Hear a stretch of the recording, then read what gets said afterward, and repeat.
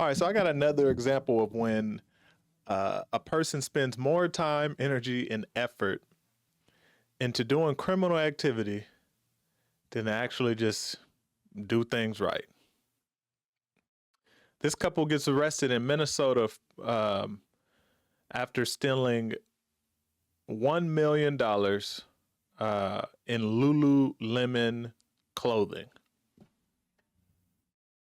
At first, I thought, how do you even get to a point where you're able to steal over $1 million worth of clothing from a department store? But I'll let the video do the explanation. It's actually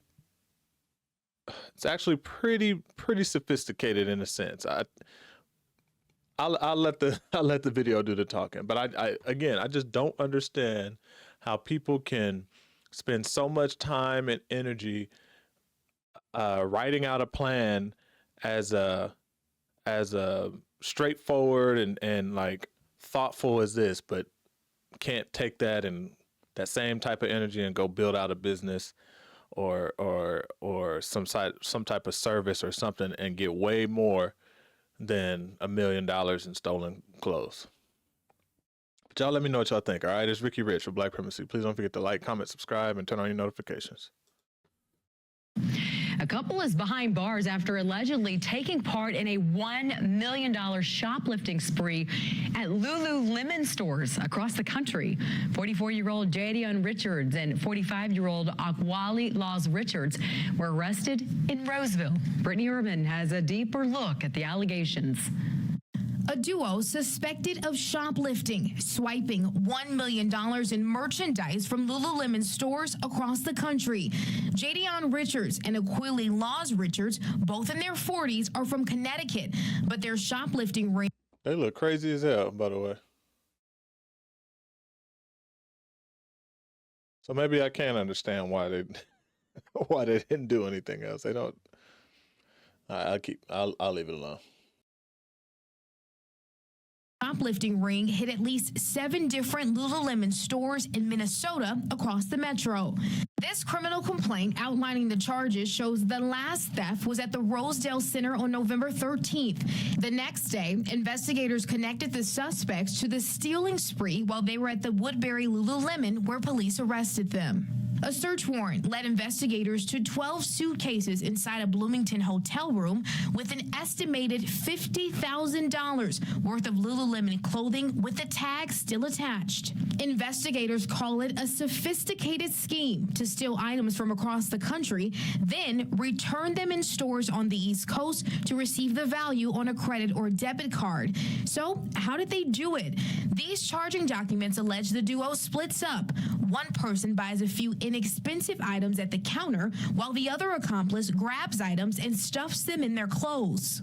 After the security sensors are taken off the legitimately purchased goods, they use a device to remove a sensor from one of the shoplifted items. Then they put that on one of the purchased items.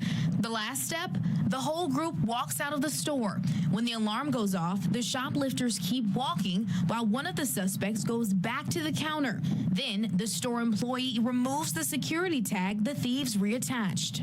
The company estimates the financial loss could be close to $1 million. The couple did not work alone. They had accomplices. Now the court date for those charged is in December. They could face up to 15 years in prison if convicted. I did reach out to Lululemon for comment, but I have not heard back yet. In Minneapolis, Brittany Urban, We got to do better, y'all. Well, I hate saying that. I got to figure out a different way of saying that, because we as a group are doing better. I'm confident that we are, but so I don't want to say they got to do better. They're still a part of the African American community, but I got to figure out a better way of saying it. But y'all get what I'm trying to say, right?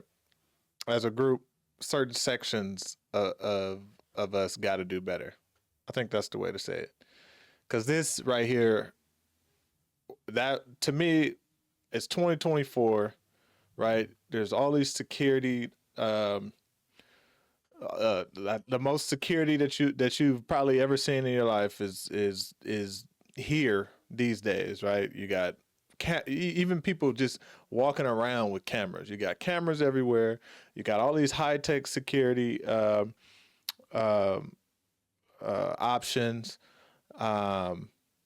and not only that, you got like people are more aware these days, especially going into the holidays, right? People are more aware that criminal activity is likely taking place nearby. So now people have to come up with these more sophisticated ways of getting away with things, and this right here was genius. It was genius. It was genius, and like they said, it was a group of people. So it's a group effort, right? They couldn't have done it by themselves. Well, they probably could have did it just with the two of them, but then you're only going to be able to get so many items out at once, right? So you got a big group that's walking out. Only one person goes back, the person that has the bags, right?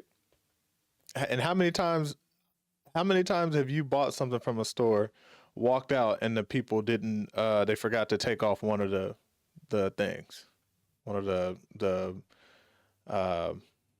little security tags? Like, that happens to me almost every time I go to walk out of one of the stores in the malls. Almost every time. So it's just, to me, it's just genius that they played into one of the things that we just, typically experience, right? Then they go back to the counter. Oh, you forgot to take this off. Oh, I'm sorry. Let me take that off. Boom. Now nobody's even aware of what took place. But to even figure that out, to sit down and write that out, and I can just picture them just all in the room, like, oh, well, all we got to do is this. You take that same energy and go build you out a business that's going to get you way more than $1 million worth of clothing. Just come on. They can literally be making hundreds of thousands of dollars a month in a legitimate business venture, adding a service, teaching somebody something that they've learned, because they clearly can learn something, teaching somebody something that they learned something, and make way more and do it legitimately and legally. This is another example. I did a video a couple weeks ago of the guy who walked into the jewelry store. That was sophisticated as well. I don't know that he ever got caught, but walked into the jewelry store, pretended like he was trying to make a deal with the jewelry store owner when he walked into a jewelry store trying to sell jewelry.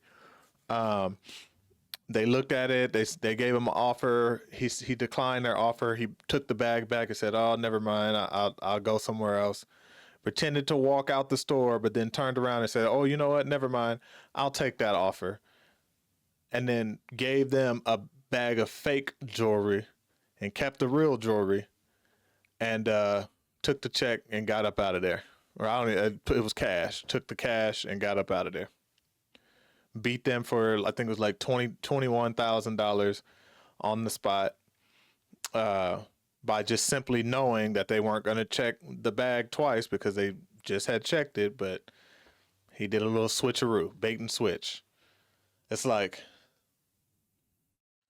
sometimes when I watch these types of videos and some of the stuff that I see on like these crime shows that I watch, I'm just like, man, like these people can be so much better off if they just shifted that energy elsewhere. But this is an example. I thought it was interesting. Y'all watch out for during the holidays. Everybody's trying to do something as we go into this time of year.